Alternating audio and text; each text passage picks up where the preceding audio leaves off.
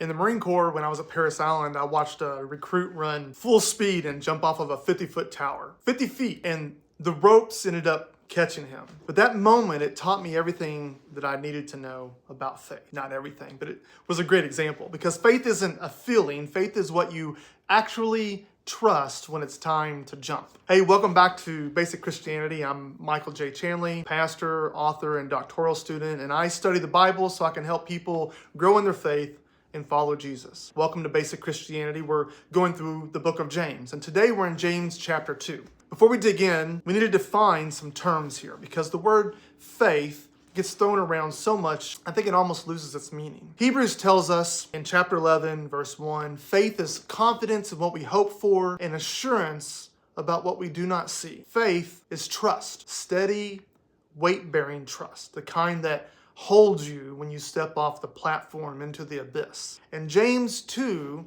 is going to ask one question over and over. Are you actually trusting God, or are you trusting something that looks like God? James opens with something we don't talk about enough. He says, "My brothers and sisters, believers in our glorious Lord Jesus Christ, must not show favoritism." James 2, verse 1. Treating people differently based on what they can do for you, based on their wealth, their status, their influence. James says, flat out, that's a sin. But why? Because favoritism reveals, I think, where your trust actually lives. When you treat the wealthy person better than the poor person, you're really not just being rude, you're confessing with your actions that you believe wealth gives someone more value. You're betting your behavior on a God named money.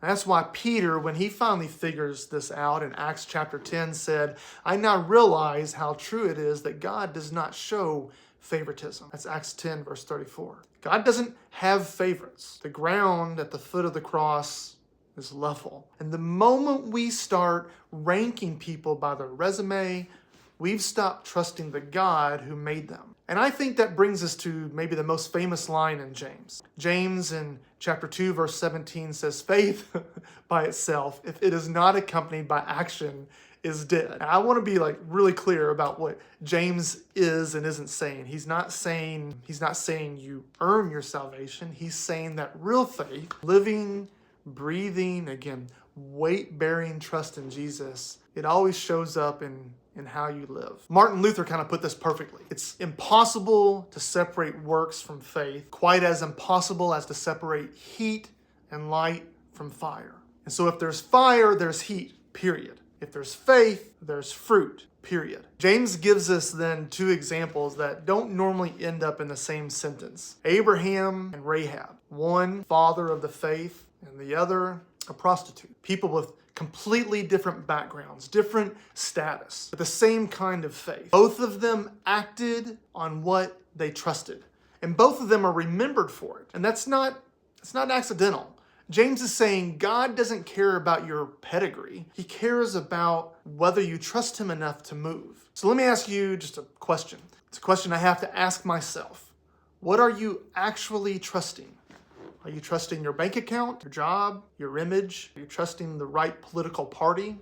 Are you trusting the likes on a post, what's popular? Because if your faith never shows up in how you treat the cashier or the waiter, the coworker, faith never shows up in how you treat the family member you disagree with, then James says that faith is dead, and dead faith can't save anybody. But here's the good news. Living faith, the kind that trusts Jesus enough to step off of that tower, that faith changes everything. It changes how you give. It changes how you listen. It changes how you forgive. It changes how you show up. And so here's your action step this week or today. Find one person that you've just quietly written off because of, maybe because of their politics, maybe because of their past or their position, maybe because of their poverty, and treat them the way Jesus would treat them. Maybe have a conversation with them. One kindness, one step, one thing that shows your faith has feet on it. Just do one thing to show them the love of Jesus. And if you want to go a little deeper into this study, you can grab a copy of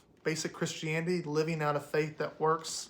It's available on my website. There's a whole chapter on this discussion with questions you can work through in a small group. But speaking of groups, we're also doing this study in this online group called Basic Christianity on Facebook, and we'd love to invite you to be a part of it. There's a link in the description.